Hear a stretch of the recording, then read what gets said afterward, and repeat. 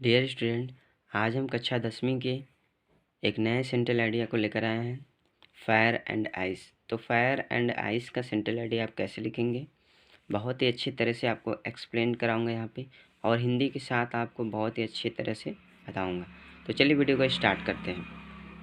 तो यहाँ पर देखिए दिया है द पोएम, जो कविता है fire and ice. Fire and ice जो कविता है, रिटेन रिटेन का मतलब होता है लिखी गई है, बाई का मतलब के द्वारा, रॉबर्ट फ्रॉस्ट के द्वारा लिखी गई है। तो इन दिस पोएम, इन का मतलब में, दिस का मतलब इस, पोएम का मतलब कविता है। तो इस कविता में द पोएट का मतलब कवि, रिफर्स का मतलब होता है संदर्भित। तो इस कविता में कवि संदर्भित करता है टू का मतलब दो, प्रेडिक्शन का मतलब होता है भविष्यवाणी। तो इस कविता में कवि दो भविष्यवाणी को संदर्भित करता है अर्थात बताता है। क्या बताता है?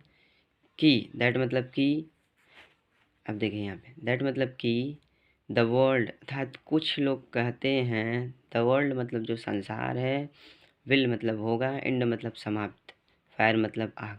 तो कुछ लोग कहते हैं कि जो संसार है वो आग में समाप्त हो जाएगा। इस तरह से दो भविष्यवाणी यहाँ पे की जाती है कि कुछ लोग कहते हैं कि जो संसार है वो आग में समाप्त हो जाएगा, एंड सम से, और कुछ लोग कहते हैं इन आइस, कि बर्फ़ में समाप्त हो जाएगा। ठीक है, यहाँ पे दो चीज़ों के बारे में चर्चा हो रही है कि कुछ लोग कहते हैं कि जो संसार है वो आग में समाप्त हो जाएगा, तो कुछ लोग कहते हैं कि जो संसार है वो बर्फ़ में समाप्त हो जाएगा।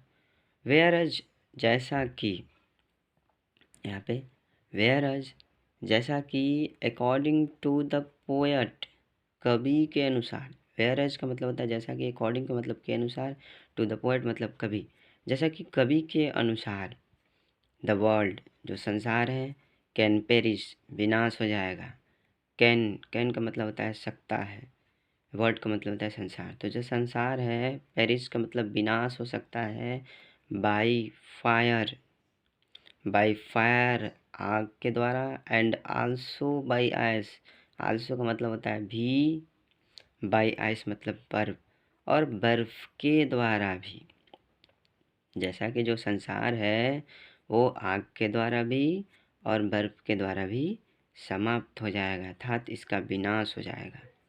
दस, इस प्रकार, दस का मतलब होता है इस प्रकार, इट कैन का मतलब सकता है, सकती है।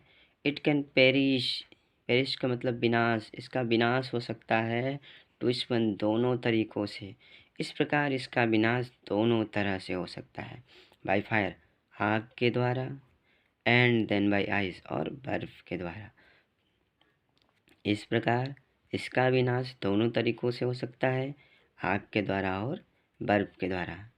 तो इस प्रकार से आपको सेंट्रल आइडिया को अच्छे से एक्सप्लेन करना है, और सेंट्रल आइडिया को कुछ ऐसा बोर्ड एग्जाम में सेंट्रल आइडिया लिखिए जो ठोस हो, अर्थात आपको मुख्य बातें सेंट्रल आइडिया वहाँ पे लिखनी है। तो आशा करते हैं आपको बहुत ही अच्छे से समझ में आया हो। मिलते हैं एक नेक्स्ट वीडियो में एक अगले सेंट्रल आइडिया के बारे में चर्चा करते हुए।